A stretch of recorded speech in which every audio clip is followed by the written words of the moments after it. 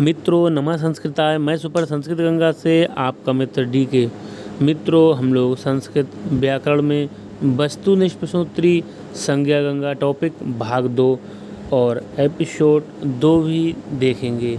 इससे पहले हम लोगों ने कल एक एपिसोड किया था जिसमें हम लोगों ने लगभग 16 प्रश्नों को हल किया था और आज हम लोग 17 से आरंभ करेंगे। तो मित्रों आज का पहला प्रश्न है कि गुण संज्ञा विधायक सूत्र। मित्रों एक होता है गुण संधि करने वाला जिसका नाम है आद गुणा। क्या नाम है मित्रों? आद गुणा। लेकिन यहाँ पर संज्ञा लिखा हुआ अर्थात गुण संज्ञा विधायक जो सूत्र है जिसका नाम है अदेंग गुणा। हमें इसमें बिल्कुल भी कंफ्यूज नहीं होना है।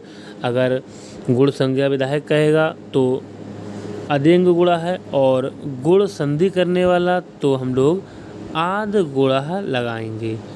लेकिन यहाँ पर पूछा गया कि गुण संज्ञा विधायक सूत्र जो अदेंग गुणा में जो एंग प्रत्याहार से किन दो वर्णों का बोध होता है। तो मित्रों प्रत्याहार हम लोग 14 महस्व सूत्रों से बनाते हैं और एंग प्रत्याहार को हम लोग किस प्रकार बनाएंगे। तो मित्रों पहला जो महस्व सूत्र हमारा वो है आई ओड़ और दूसरा है मित्रों रिलिक। क्या है? रिलिक। और तीसरा कौन सा है? ए ओंग। क्या है मित्रों? योंग। तो यहाँ पर एंग प्रत्याहार तो ए और अंग से मिलकर हम बनाएंगे एंग प्रत्याहार। मित्रों ये जो अंतिम वर्ण है ये इत संज्ञक है जिसको हम लोग प्रत्याहार बनाते समय काउंट नहीं करते हैं। ये केवल प्रत्याहार बनाने के लिए होता है। जिस वर्ण से आरंभ करते हैं वो वर्ण और अंतिम वर्ण इत संज्ञक को मिलाकर हमारा प्रत्याहार का निर्माण होता है। तो यहाँ पर मित्रों दो ही वर्ण आएंगे ए और ओ। एंग प्रत्याहार में दो वर्ण आएंगे ए और ओ। यहाँ पर पूछा गया है कि गुण संज्ञक विधायक सूत्र अदेंग गुणा में जो एंग प्रत्याहार से किन दो वर्णों का बोध होता है मित्रों। तो ए और ओ इन दो वर्णों का ही बोध होगा। आइए आगे और भी जानते हैं। नेक्स्ट है मित्रों 18वां प्रश्न है हमारा। यहाँ पर पूछा गया है कि अदेंग गुणा सूत्र में जो विद्यमान अत से ह्रस्व आकार का जो बोध होता है वो किस सूत्र से होता है। तो मित्रों ह्रस्व आकार का जो बोध होता है वो क्या है? यहाँ पर तपरा तत्काल से जो हमारा सूत्र है इससे होता है। आइए आगे देखते हैं मित्रों। यहाँ पर है वृद्धिरा दैच। तो मित्रों फिर वही बात आ गई। यहाँ पर एक हमारा होता है जो वृद्धि संज्ञा करने वाला होता है वृद्धि रेची। क्या होता है मित्रों? वो होता है वृद्धि रेची। लेकिन यहाँ पर ये जो वृद्धि रेची सूत्र है ये वृद्धि संधि करने वाला है।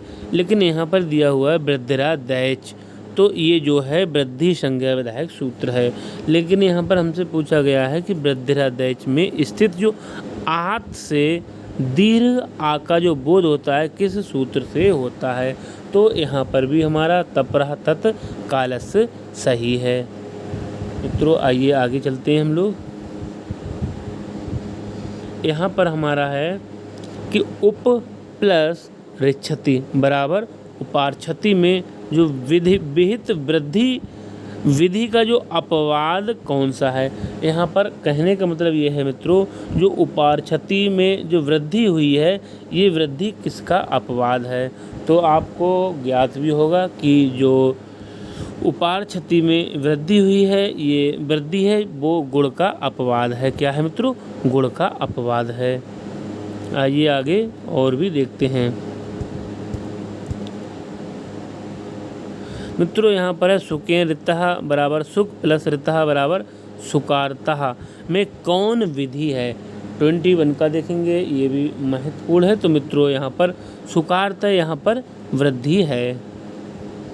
मित्रों आगे देखेंगे। यहाँ पर है दासरथी की जो प्रातिपदिक संज्ञा होती है। क्योंकि मित्रों जो हमारा दासरथी की जो प्रातिपदिक संज्ञा होती है वो क्यों हुई है या क्यों होती है 22 का देखेंगे। तो मित्रों ये जो है हमारा तद्धितांत है। क्या है? तद्धितांत है। मित्रों एक दिन मैं आपको कृदंत और तद्धित में जो अंतर है वो स्पष्ट रूप से बता दूंगा। आइए आगे और भी जानते हैं। यहाँ पर दिया हुआ है जो कारक की प्रातिपदिक संज्ञा होती है क्योंकि। मित्रों पहले था दशरथी की प्रातिपदिक संज्ञा क्यों हुई, क्योंकि ये तदितांत था। और यहाँ पर है कारक की जो प्रातिपदिक संज्ञा होती है वो क्यों होती है। तो मित्रों ये जो है हमारा कृदंत है। क्या है? कृदंत है। आइए मित्रों आगे देखेंगे। यहाँ पर दिया हुआ है जो हमारा शब्द है पीताम्बरा की जो प्रातिपदिक संज्ञा होती है क्यों होती है, क्योंकि आपको ज्ञात होगा मित्रों ये तो थोड़ा इजी क्वेश्चन है क्योंकि ये समासांत है। क्या है? समासांत है। आगे देखते हैं मित्रों। यहाँ पर है जो है डित्थ की प्रातिपदिक संज्ञा किस सूत्र से होती है। 25 का देखेंगे तो मित्रों यहाँ पर जो होती है, यहाँ पर है अर्थवद, यहाँ पर दाम में हलंत हो जाएगा। अर्थवद, अधातु और अप्रत्यय।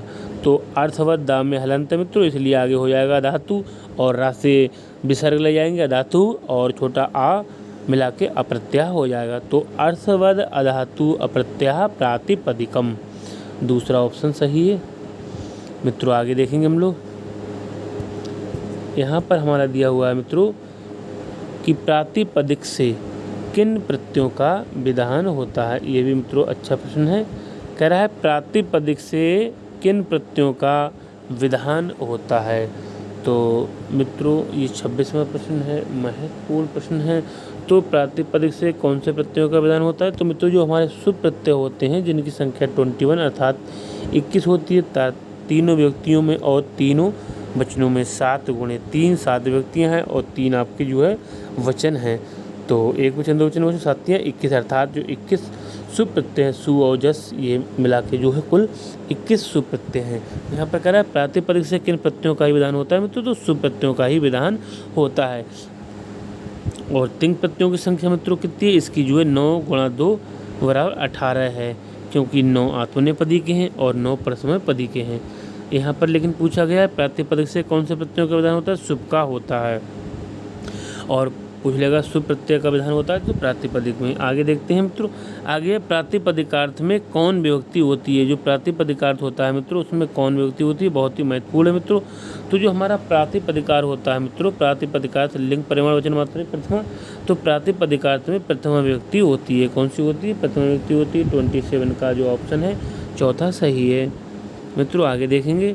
यहाँ पर है हमारा राजन से, क्या है, राजन से प्रथमा विभक्ति एक वचन में जो सु विभक्ति आती है क्योंकि क्यों आती है। 28 का देखेंगे। तो मित्रों जो राजन शब्द है वो एक प्रातिपदिक है। क्या है, प्रातिपदिक है, इसलिए सु आती है। जैसा कि हम पढ़ चुके हैं सु और जस ये जो क्या है मित्रों शुभ 21 प्रत्यय होते हैं कुल मिला के। आगे है मित्रों। यहाँ पर है हमारा कि अस्मद से तृतीया एक वचन में टा, जैसे मित्रों क्या है प्रथमा द्वितीय तृतीया, एक वचन दो वचन बहुवचन, एक वचन दो वचन बहुवचन, एक वचन दो वचन बहुवचन। तो प्रथमा व्यक्ति 3 वचन होगा, द्वितीय के होगा, तृतीया के होगा। यहाँ पर कह रहा है कि अस्मद से तृतीया एक वचन, यानी यहाँ पर में जो टा विभक्ति आती है क्यों आती है मित्रों, टा विभक्ति क्यों आती है। तो पहला है अस्मद सर्वनाम है, दूसरा होता है अस्मद का रूप तीनों लोगों में समान है, चौथा है अस्मद व्यंजनांत है, चौथा है अस्मद प्रातिपदिक है। 29 का हम लोग देखेंगे। तो मित्रों यहाँ पर अस्मद शब्द भी हमारा प्रातिपदिक है। आगे देखेंगे मित्रों।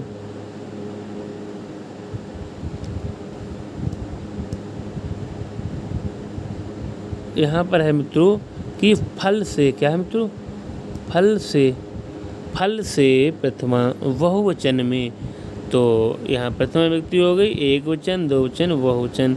कह रहा है फल से प्रथमा बहुवचन में सु और जस, यहाँ पर हो जाएगा सु, यहाँ पर हो जाएगा औ, यहाँ पर हो जाएगा मित्रों जस। तो प्रथमा में 3 होते हैं इसलिए 7 विभक्ति होती हैं। तो यहाँ पर 7 या 21 हो गए। लेकिन यहाँ पर है मित्रों कि फल से प्रथमा बहुवचन में जस विभक्ति आती है क्योंकि। तो 30 का हम लोग देखते हैं मित्रों, महत्वपूर्ण है। तो यहाँ पर भी जो फल शब्द है वो भी प्रातिपदिक है, जिसमें जो है 21 सुप्रत्ययों का प्रयोग किया जाता है मित्रों। आइए आगे देखेंगे। 31 का देखते हैं मित्रों।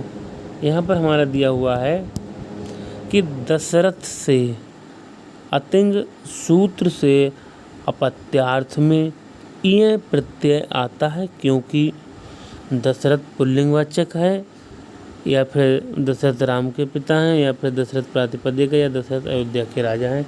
31 का देखेंगे मित्रों, यहाँ पर भी वही है हमारा कि दशरथ जो है वो प्रातिपदिक है। मित्रों आइए आज का हम लोग अंतिम प्रश्न देखते हैं अपना। मित्रों यहाँ पर है अस्माकीनम। क्या है? अस्माकीनम। अस्माकीनम में किस प्रातिपदिक से खय प्रत्यय आया है? कौन सा आया है मित्रों? खय प्रत्यय आया है। बहुत ही महत्वपूर्ण है मित्रों ये। अस्माकम या फिर अस्मद या फिर अदस या फिर एतद। तो मित्रों 32 में जो हमारा अस्मद है, इससे अस्माकीनम में जो है अस्माकीनम में किस प्रातिपदिक से खय प्रत्यय आया? तो अस्मद प्रातिपदिक से खय प्रत्यय आया है। तो मित्रों ये थी संस्कृत व्याकरण की प्रश्नोत्तरी जो संज्ञा गंगा टॉपिक से संबंधित थी। मित्रों आप भी यदि संस्कृत सब्जेक्ट को लेकर किसी भी कंपटीशन परीक्षा की तैयारी करते हैं तो सभी के लिए ये प्रश्नोत्तरी बहुत ही ज़्यादा महत्वपूर्ण है। चाहे आप संस्कृत से संबंधित किसी भी स्टेट या कोई परीक्षा की तैयारी करते हो। तो मित्रों आज के लिए बस इतना ही। कल हम नेक्स्ट वीडियो लेकर आएंगे, तब तक के लिए नमः संस्कृताय।